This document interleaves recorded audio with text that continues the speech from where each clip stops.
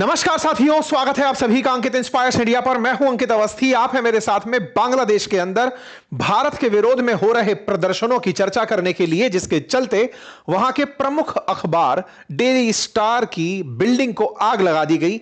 प्रमुख अखबारों के अंदर प्रथम आलोक करके जो न्यूज चैनल है, उसके अंदर पत्रकारों को ही जला दिया गया। 30 पत्रकार जब अंदर थे उस समय पर बिल्डिंग में आग लगा दी गई। ऐसी तस्वीरें फिलहाल बाहर निकलकर आ रही हैं जिसमें अखबारों की और न्यूज चैनल्स की बिल्डिंगों को तोड़ती हुई जनता दिखाई दे रही है। ऐसे प्रतिष्ठानों को तोड़ती हुई जनता दिखाई दे रही है।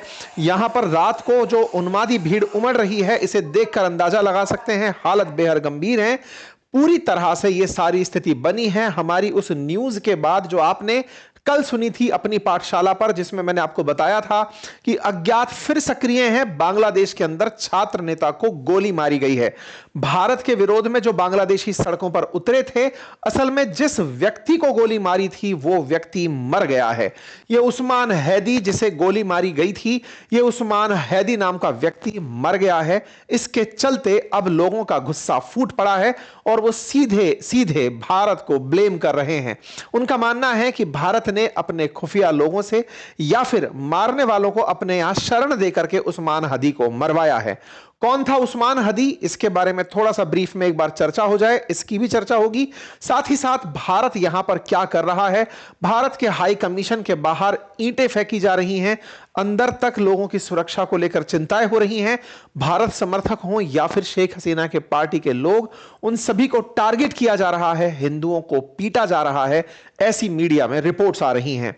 इस तरह की रिपोर्ट्स हैं कि अब जो कट्टरपंथी हैं वो इंडियन एम्बेसी के बाहर ढाका में प्रदर्शन करने के लिए उमड़ पड़े हैं। आपको याद होगा मैंने बताया था कि भारत ने पहले ही बांग्लादेश के जो एनवॉय हैं दिल्ली में, उनको समन करके पूछा था कि यह सब क्या हो रहा है। लेकिन उसके बाद इस घटना में और ज्यादा आग में घी का काम किया जब उस्मान हदी, जिनको गोली आज से 6 दिन पहले लगी थी, सिंगापुर में ट्रीटमेंट ले रहे थे, उनकी मृत्यु हो जाती है। उस्मान हदी की मृत्यु के पीछे 2 अज्ञात हमलावर गोली मारने आए थे, इसको जिम्मेदार माना गया। लेकिन तब बात और फैल गई जब वो हमलावर भारत में छिपने की खबर मीडिया में तैरने लगी।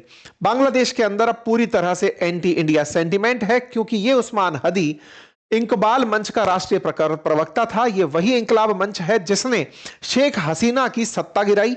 ये वही नेतृत्वकर्ता छात्र हैं जिन्होंने बांग्लादेश की सत्ता परिवर्तन के लिए छात्र आंदोलन का नेतृत्व किया था। शेख हसीना की सरकार गिराने के लिए जिम्मेदार माने गए थे और ये ढाका में 8 सीट से निर्दलीय चुनाव लड़ रहे थे। आपने चुनाव लड़ने के लिए जैसे ही कैंपेन में पार्टिसिपेट किया, 11 दिसंबर को इलेक्शन डेट की घोषणा होती है, 12 दिसंबर को ये चुनाव प्रचार के लिए बाहर निकलते हैं। जब ये बाहर निकलते हैं, इन्हें गोली मार दी जाती है। इनको गोली मारने के पीछे इनके करतूत जो थे, इनके पीछे जो किए हुए कांड थे, उनको जिम्मेदार ठहराया गया, क्योंकि ये बांग्लादेश के लिए बात करने से ज्यादा भारत के खिलाफ जहर उगल रहे थे। इनके जहर उगलने में भारत के टुकड़े करना इनकी प्लानिंग में था। ये बांग्लादेश को वृहद बांग्लादेश और पाकिस्तान को वृहद पाकिस्तान के रूप में देखते थे। इस तरह का कंटेंट ये सोशल मीडिया पर आए दिन साझा करते रहते थे। इनकी सोशल मीडिया पर कंटेंट की पब्लिकेशन, पोस्टिंग और साथ ही साथ मंच पर भारत के खिलाफ बयान, ये लोग जोड़ पा रहे हैं कि शायद भारत ने इन पर हमला करवा दिया होगा और इसी के चलते भारत के खिलाफ लोग इकट्ठा हो रहे हैं। इन्हें इलाज के लिए सिंगापुर ले जाया गया, लेकिन ये इनकी मृत्यु हो गई। जैसे ही मौत की खबर निकली, हम उस्मान हदी हैं ये कहते हुए लोग सड़कों पर उतर आए और ऐसा कहते हुए मास प्रोटेस्ट होने लगे। मास प्रोटेस्ट में लोग भीड़ के शक्ल लेकर के जहां तहां भी भारत के समर्थक में कहिए तो कहिए अवामी लीग जो शेख हसीना की पार्टी थी, उनके जो समर्थक थे, उनको निशाना बनाया जाना शुरू हुआ। वो प्रतिष्ठान जो कि भारत समर्थित आवामी लीग कहिए, क्योंकि बार बार इनका क्लेम यही है कि शेख हसीना चूंकि भारत में है, इसीलिए उनको सारे की सारे शेख हसीना की आवामी लीग के जो लोग हैं वो अपने विरोधी दिखते हैं, उन सबको नुकसान पहुंचाना शुरू हुआ। और तो और चूंकि भारत में हिंदू मेजॉरिटी में है, ऐसे में हिंदुओं को टारगेट किया जाना बांग्लादेश में शुरू हुआ। उन्हें मारा, पीटा, घसीटा गया, उनके प्रतिष्ठानों को नुकसान पहुंचाया गया। यहां पर वी आर हदी के पोस्टर्स लहराए गए। जहां तहां देख रहे हैं, रात से ही प्रोटेस्ट चल रहा है। आज इनकी डेड बॉडी आने वाली है। बांग्लादेश में झंडा झुकाया गया है, राष्ट्रीय शोक रखा गया है, इनके परिवारजनों को नौकरी दी जा रही है, राष्ट्रीय शोक की घोषणा कर दी गई है। दुनिया भर की जो एम्बेसीज हैं वो बांग्लादेश में इस यंग लीडर के मरने पर अपनी तरफ से सांत्वनाएं, कंडोलेंसेस भेज रही हैं, जिसमें अमेरिका सबसे आगे खड़ा है, जिसने अपनी तरफ से कंडोलेंसेस भेजी हैं।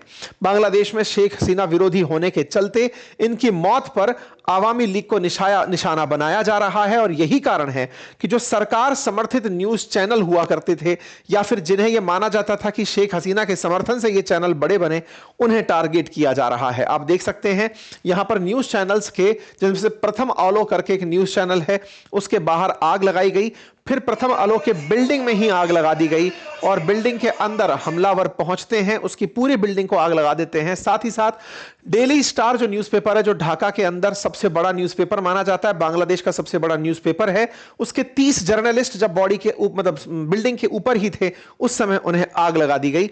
उन्हें फिर बाहर निकालने के लिए क्रेन का उपयोग किया गया। यहां पर आप देख सकते हैं, यहां पर फंसे हुए लोग और फिर इसको लूटती हुई जनता यहां पर दिखाई दे रही है। किस तरह से एक प्रेमाइसेस में आग लगती है, और उसी समय पर एक पत्रकार अपने ऊपर अपने वहां पे ऑफिस में बैठी होती हैं।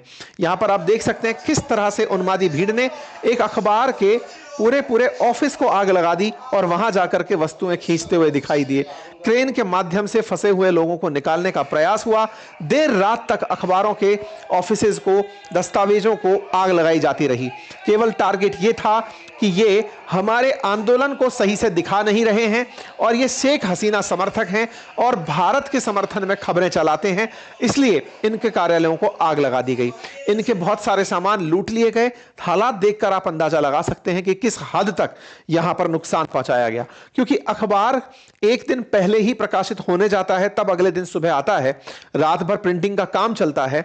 ऐसे में डेली स्टार को आज अपना काम रोकना पड़ा, क्योंकि उनके यहां पर बहुत सारा नुकसान हो गया था। आप देख सकते हैं यहां पर एक फेमस पत्रकार हैं जो कि डेली न्यूज के हैं, उनका डेली न्यूज एडिटर है नूरुल काबिल। उन्हें मॉब लिंचिंग का सामना करना पड़ा। उन्हें भीड़ ने घसीट करके पीटना, मारना शुरू किया। यहां तस्वीरों पे आप उन्हें देख सकते हैं। कुछ इस तरह की तस्वीरें यहां पर बहुत कॉमन हुई, जहां पर भीड़ ने अपनी बात ना रखने पर या फिर अपने खिलाफ विचार रखने पर लोगों को निशाना बनाना शुरू किया। ये तमाम न्यूज चैनल्स जो थे, ये भले ही बांग्लादेशी थे, लेकिन इनके द्वारा बातें भारत के समर्थन में की जाती हैं, बस ये आरोप था। ऐसे में उनको और उनके चाहने वालों को टारगेट किया जाना शुरू हुआ। शेख हसीना के समय पर जो शिक्षा मंत्री थे, उनके घर को निशाना बनाया गया। ऐसे कई सांस्कृतिक केंद्रों को निशाना बनाया गया, जिनमें से एक चयानॉट प्रेमाइसेस भी प्रसिद्ध है। वहां पर सारे के सारे इंस्ट्रूमेंट्स को उखाड़ करके फेंक दिया गया। आप देख सकते हैं कैसे हिंदू युवक को पीटने की तस्वीर वायरल हो रही है, कैसे एक व्यक्ति को नंगा करके पीटने की तस्वीर वायरल हो रही है। हालांकि इन तस्वीरों को हम अपनी तरफ से वेरीफाई नहीं करते हैं। सोशल मीडिया पर इस तरह की तस्वीरें फिलहाल चल रही हैं, जिसमें लोगों के द्वारा हिंसा की बात की जा रही है, क्योंकि मेन स्ट्रीम मीडिया को वहां पर मार पीट दिया गया है, वो लोग रिपोर्टिंग ही नहीं कर पा रहे हैं। तो ऐसे में सोशल मीडिया के थ्रू, क्योंकि वहां पर फेसबुक बहुत चलता है, वहां के थ्रू ये सारी खबरें बाहर निकल कर आ रही हैं। हालांकि यहां पर जो ये तस्वीर आप देख रहे हैं, ये भारत का हाई कमीशन है, और उसके बाहर, उसके ऊपर यहां पर ईंट फेंकते हुए लोग दिखाई दे रहे हैं। ये निश्चित ही संवेदनशील विषय है, और यह भारत की चुप्पी के कारण ऐसा हो रहा है। यह वो स्थिति है जहां पर एक उन्मादी भीड़ का समूह भारत के खिलाफ प्रदर्शन करने के लिए तैयार हो रहा है, और ऐसे समय पर जब यहां सिक्योरिटी फोर्सेस खड़ी हैं और वो प्रदर्शनकारियों को कुछ करने से रोक नहीं रही हैं। तस्वीरों में दिखाया जा रहा है कि सिक्योरिटी फोर्सेस जब खड़ी हैं तब भीड़ को भगा दिया गया है, लेकिन कुछ का कहना है कि इस भीड़ ने इनकी प्रेजेंस में ही ईंटें भारतीय हाई कमीशन पर वहां फेंकी थी। भारत को जरूरत है एक सख्त संदेश देने की। हमारा हाई कमीशन, जब भी किसी देश का कहीं हाई कमीशन या एम्बेसी होती है, वो उसकी अपनी ओन टेरिटरी कंसीडर किया जाता है। यहां ध्यान रखने की बात है, एक बार लेबनान के अंदर ईरान की एम्बेसी में इजराइल ने गोला चला दिया था, तो ईरान ने अपने देश से बैठ करके इजराइल पर रिटेलिएट किया था। भारत को जरूरत है यह समझने की कि हमारी एम्बेसी पे पत्थर फेंकना, हमारे हाई कमीशन पर पत्थरबाजी करना, यह हम पर पत्थर फेंकने जैसा है, भारत को निशाना बनाने जैसा है। हमें बहुत ज्यादा समझदार बनकर के कि नहीं कोई बात नहीं, भौंकने दो, भौंक रहे हैं तो इनकी आदत बिगड़ जाएगी। हमें आवश्यकता है इन्हें समझाइश प्रॉपर तरीके से देने की कि यह सब नहीं चलेगा। इसके लिए प्यार से नहीं तो दंड से जैसे भी समझाया जा सके भारत को समझाने की जरूरत होगी। भारत को समझाने की जरूरत होगी कि यह मीडिया कवरेज जो आए दिन दिखाए जा रहे हैं अवामी लीग के खिलाफ, ये पूरी तरह से प्रायोजित हैं। भारत के द्वारा यह समझाना होगा विश्व को कि पाकिस्तान और चाइना किस तरह से मिलकर के बांग्लादेश को भारत के खिलाफ तैयार कर रहे हैं। आप सभी को जानकारी दे दूं कि भारत की जो विदेश समिति है, विदेश मंत्रालय के अंदर जो समिति है संसद के अंदर, उसने अपनी रिपोर्ट तक बना करके अभी संसद को सौंपी है कि किस तरह से बांग्लादेश हमारे लिए चिंता का कारण बनता चला जा रहा है। भारत यहां पर चुप नहीं बैठा रह सकता।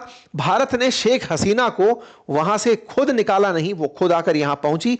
हमने राजनीतिक रूप से असाइलम दिया है जो कि शरण के नियमों के अधीन है। हमने जो भी किया वो अपने उस तरह के तर्ज पर किया जो हमारी पॉलिसीज में लागू होता है। लेकिन इसके चलते अगर बांग्लादेश हदें पार करेगा, हमें आवश्यकता है कि उन्हें उन्हीं की भाषा में समझाना पड़ेगा। बांग्लादेश के अंदर प्रदर्शनकारियों ने अवामी लीग के ऑफिस को आग लगाई। चीफ एडवाइजर का बाद में ट्वीट निकल कर आता है जो भर के पेज कहते हैं कि जिन्होंने भी यह किया होगा उन्हें कड़ी सी कड़ी सजा मिलेगी। अपनी तरफ से सारी जानकारी लिखते हुए इन्होंने राष्ट्र के नाम संबोधन दिया। इन्होंने कड़ी सजा के बारे में तो कहा ही कहा, साथ में यह भी कहा कि उस्मान हदी के सम्मान में राष्ट्रीय शोक रखा जाएगा और मारने वालों की सूचना देने वाले को 37 लाख रुपए दिए जाएंगे, यानी कि इनाम की राशि तक दी जाएगी। इन्होंने कहा कि हम इनके लिए एक दिन झंडा झुकाएंगे। जब इनका यह ट्वीट आया तो इनके ट्वीट के नीचे जितने भी बांग्लादेशी लोग जो भारत के खिलाफ हिंसा भड़का रहे हैं, उन्होंने भारत को टारगेट किया, इंडिया एज रेस्पॉन्सिबल लिखा हर जगह, इंडिया असैसिनेटेड शरीफ, यहां पर it's time to kill them from all Awami League from followers from Bangladesh. कुल मिलाकर के इस तरह के सोशल मीडिया पर ट्वीट चलने लगे। To the Indian High Commission Dhaka, this is bring to your notice that Shaheed Usman Hadi blood will not go unanswered. इससे भारत को समझने की जरूरत है कहीं ऐसा ना हो कि हमारे जो भी लोग बांग्लादेश में हैं और तो और कोई है या नहीं, हमारे खिलाफ अगर वहां पर बातचीत हो रही है तो भारत को आवश्यकता है कि उन्हें मुंहतोड़ जवाब दिया जाए ताकि औरों में इस प्रकार का दुस्साहस ना पनपे। यहां पर आप देख सकते हैं सब लोग भारत को जिम्मेदार ठहराते हुए दिखाई दे रहे हैं। इनमें से किसी के पास कोई भी इस बात की ऑथेंटिक जानकारी नहीं है, लेकिन जहां देखो वहां पर दिल्ली किल्ड उस्मान हदी, दिल्ली किल्ड उस्मान हदी लिख रहे हैं। इस प्रकार के क्लेम किए जा रहे हैं कि अब तो हमें पुराने जमाने में लौटना होगा, ग्रेटर बांग्लादेश बनाना होगा, क्योंकि हमारे जो सिराजुद्दौला थे जो अंग्रेजों के समय पर बैटल ऑफ प्लासी हार गए थे, उससे पहले का जो बंगाल है हमें वो वापस बनाना होगा। इस तरह की इनके अंदर थॉट का विकास होने से पहले ही इन्हें कुचल देना चाहिए। भारत को चाहिए कि जिस तरह से चिकन नेक को टारगेट करने का ये लोग ख्वाब देखते हैं, छत विच्छत बांग्लादेश को कर दिया जाए। जिस प्रकार से भारत को चाहिए कि नॉर्थ ईस्ट से बंगाल की खाड़ी को कनेक्ट करने के लिए एक प्रॉपर तरीके की कैनाल खुद से बनाए, खुद से एक पूरी तरह का एक रास्ता ड्राइव करे। बांग्लादेश में भारत को अब बहुत सख्ती से पेश आने की जरूरत होगी, अदरवाइज ये सब चीजें एक दिन भारत के अंदर माहौल खराब करेंगी। ये सब चीजें भारत के खिलाफ पड़ोस में बहुत माहौल बिगाड़ेंगी। भारत को आवश्यकता है कि इन्हें अब रोकना होगा। भारत के खिलाफ जिस तरह का माहौल चल रहा है इसको देखते हुए, साथ ही साथ आप देखें कि इनके समर्थन में बांग्लादेश क्रिकेट के द्वारा वो दिया गया, सम्मान दिया गया, इनको कंडोलेंसेस दी गई। मैं यहां पर याद दिला दूं, एक नेता का किसी इस प्रकार से असैसिनेशन होना निश्चित ही चिंता का बात है। इस प्रकार से राजनीति के अंदर द्वेषतापूर्ण घटनाएं नहीं होनी चाहिए, लेकिन इस बात के लिए भारत ही जिम्मेदार है।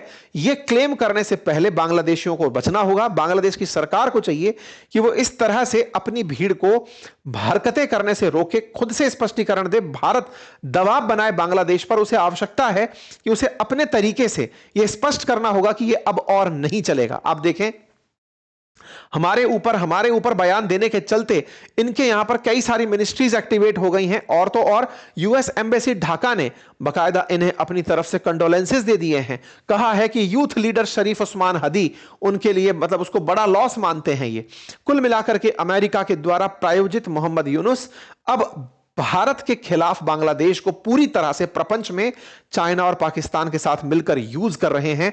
भारत के खिलाफ माहौल हेडलाइंस बनने लगा है, विश्व मीडिया में यह कवरेज होने लगा है। विश्व मीडिया के अंदर आप उठा करके अगर देखें तो यहां पर भारत ने तो अपनी तरफ से एडवाइजरी जारी की है कि जो भी भारतीय वहां पर हैं वो सुरक्षित रहें, लेकिन विश्व मीडिया के द्वारा इसे कवर किया जा रहा है कि साहब बांग्लादेश के अंदर कुछ इस तरह की घटना घट गई है जो कि एक यूथ लीडर की मौत से जुड़ी है। इंटरेस्टिंग पार्ट है कि भारत के खिलाफ इन तमाम चीजों के बीच में, विरोध के बीच में, पार्लियामेंट्री हाउस के अंदर, लोकसभा सेक्रेटरीट के अंदर एक रिपोर्ट आती है, जिस रिपोर्ट के अंदर इंडिया बांग्लादेश के रिलेशनशिप के ऊपर लोकसभा के सेक्रेटरीट के अंदर यह रिपोर्ट प्रकाशित होती है। में जो कमेटी बनाई गई थी एक्सटर्नल अफेयर्स के द्वारा, उस कमेटी के द्वारा इस रिपोर्ट को दिया गया, जिसमें strengthening bilateral engagement with Bangladesh को एम्फसाइज किया गया, जिसमें maintaining vigilance on foreign activities in Bangladesh के ऊपर बात की गई। यहां पर ध्यान देने वाली बात है कि बांग्लादेश में जो वायुसेना का लाल मोनिर हाट एयरबेस बन रहा है, एयरपोर्ट बेस बन रहा है, जिसको लेकर पहले भी हमने जिक्र किया था। यह लाल मोनिर हाट करके जो बेस है वो था जिसको पहले कभी यूज नहीं किया गया, लेकिन अब चाइना के सपोर्ट में उसे यूज किया जा रहा है क्योंकि वो चिकन नेक के बिल्कुल नजदीक है। बांग्लादेश से जब पूछा गया तो उन्होंने यह कहा कि नहीं, हम इसका उपयोग केवल सैन्य उपयोग में करेंगे, लेकिन हु नोज, क्योंकि पहले जिसका वो यूज बिल्कुल नहीं होना था अब उसके यूज की बात हो रही है। और तो और बांग्लादेश के अंदर पनडुब्बियों के लिए अब 8 पनडुब्बियों के लिए अड्डा बनाया जा रहा है। बांग्लादेश के पेकुआ के अंदर बांग्लादेश के पास 2 पनडुब्बियां हैं, अब 8 और पनडुब्बियों के लिए यहां पर जगह बनाई जा रही है। साथ ही साथ फॉरेन एक्टिविटीज जो बांग्लादेश में हो रही हैं उन पर ध्यान रखने की बात यहां पर हाईलाइट की गई है कि भारत को आवश्यकता है कि उसे हाईलाइट किया जाए, सरकार हर स्थिति पर नजर रखे, यह संसदीय समिति के अंदर बात की गई है। सेंटर स्टेट का कोऑर्डिनेशन बढ़ाकर रखा जाए, क्योंकि जो भी हमारे बॉर्डरिंग स्टेट्स हैं जो बांग्लादेश के साथ सीमा साझा करते हैं, जिनमें से 5 राज्य विशेष रूप से बांग्लादेश, वेस्ट बंगाल, आसाम, मेघालय, त्रिपुरा और मिजोरम, ये भारत के वो राज्य हैं जो बांग्लादेश के साथ बॉर्डर साझा करते हैं। हमें इन पर बहुत सख्त रूप से निगरानी रखनी होगी। हमें मतलब यहां पर बांग्लादेश के अंदर जिस प्रकार से चीजें हो रही हैं उन पर नजर बनाकर रखनी होगी। यह समिति की रिकमेंडेशन आई है। विश्व मीडिया के द्वारा इसे पूरी तरह कवर किया जा रहा है कि प्रोटेस्ट यहां पर उस्मान हदी के मरने पर हो रहे हैं। यहां पर हर तरफ अगर आप खबर देखें तो वर्ड के अंदर यह हाईलाइट बना हुआ है। साथियों, बांग्लादेश की घटना विश्व के लिए तो बड़ा सबक है ही, लेकिन भारत को इसे केवल रिसीवर एंड पर बैठकर नहीं सुनना चाहिए। अगर ये किसी अज्ञात व्यक्ति के द्वारा किया गया कार्य भी है तो ऐसे में भी भारत को नहीं सुनना चाहिए। देखिए, आज इजराइल के द्वारा ईरान में बैठ करके हमास के लीडर्स को, ईरान के लीडर्स को टारगेट किया गया यदि वो इजराइल के खिलाफ सोचते थे और बोलते थे। कोई भी प्रोटेस्ट इस तरह का इरप्ट नहीं हुआ कि इजराइल को कोई नुकसान हुआ हो। आज भारत को आवश्यकता है कि अगर भारत के विरोधी कहीं पर भी हैं उनके खिलाफ एक्शन ले और दुनिया में पब्लिकली बोलकर चले कि हमारे खिलाफ अगर कोई भी है तो हम उसे बख्शेंगे नहीं। दुनिया में भारत का अब डर होना जरूरी है। भारत दुनिया की अगर 4th लार्जेस्ट इकोनॉमी भी है तो उसे केवल अब सुनते रहने की आवश्यकता नहीं है कि साहब हमको आप कुछ भी बोलिए हम सुनते रहेंगे। ये झोले छाप लोग जिनके पास में मतलब छींक दें, और मतलब वही वाली बात में मैं कहता हूं आप लोगों से, गंगा नदी पर बने बैराज को अगर खोल दिया जाए तो बांग्लादेश बह जाए। ये लोग इस तरह का प्रोटेस्ट करके भारत के खिलाफ जो गंद फैला रहे हैं, इससे औरों के हौसले बढ़ते हैं। कई ऐसे अल्पजीवी लोग हमारे देश में भी रहते हैं जिन्हें लगने लगता है कि भारत के खिलाफ कुछ भी बोलो सब चल जाता है। ऐसा नहीं होना चाहिए। बहुत चिन्नू मिन्नू टाइप के जो देश हैं, अगर इनको इस तरह के हौसले बढ़ने लगेंगे, हौसले तो हम जब चाइना तक के, अमेरिका तक के नहीं टिकने देते, तब फिर इन देशों की क्या हिमाकत है। ऐसे में हमें इन्हें रोकने की आवश्यकता है। सरकार को चाहिए कि इनको सख्त शब्दों में जवाब दिया जाए। और भारत को शेख हसीना को बचाने के लिए डिफेंसिव होने की जरूरत नहीं है। हमने वही किया जो हमारा धर्म कहता है। हम हमेशा शरणागति में आए हुए की रक्षा करते हैं और हमने वही किया। शेख हसीना हम हमारे विमान से बचाकर नहीं लाए थे, वो खुद उड़कर यहां तक पहुंची, हमारे यहां पर स्वागत किया गया। हमने दलाई लामा के साथ भी यही किया, हमने इनके साथ भी यही किया। और हम हमेशा शरणागति में आए हुए का, भगवान राम के टाइम से ही जब विभीषण खुद शरणागति में आए, हमने उन तक की हिफाजत की। बिल्कुल हम उसी तर्ज पर यह काम करते चले जा रहे हैं। भारत को आवश्यकता है कि इस असुरों की सेना का वहीं पर इलाज कर दिया जाए। अति आवश्यक है कि अज्ञात अगर वाकई में है तो उन्हें सक्रिय फिर से कर दिया जाए। फिलहाल के लिए इतना ही। बाकी आप लोग क्या सोचते हैं, अपनी राय जरूर कमेंट बॉक्स में बताइए। चैनल चैनल पर नए हैं तो सब्सक्राइब करते जाइए, आपसे कई बार हमने रिक्वेस्ट किया है, फिर एक बार रिक्वेस्ट है कि आप चैनल को सब्सक्राइब करें ताकि आपकी जो प्रेजेंस है वो हमें उत्साह बने, हमारे लिए उत्साह बने, जिसका कोई चार्ज नहीं लगता है। ठीक है, फ्री ऑफ कॉस्ट आप डीमैट अकाउंट भी खुलवा सकते हैं, उसका लिंक मैंने कमेंट बॉक्स में दिया है। हमारे चैनल को सब्सक्राइब करने के साथ साथ स्टॉक मार्केट और म्यूचुअल फंड से रिलेटेड अगर आप कोर्स चाहते हैं तो बातें बाजार की एप्लीकेशन को आप एनरोल कर सकते हैं। Thank you so much.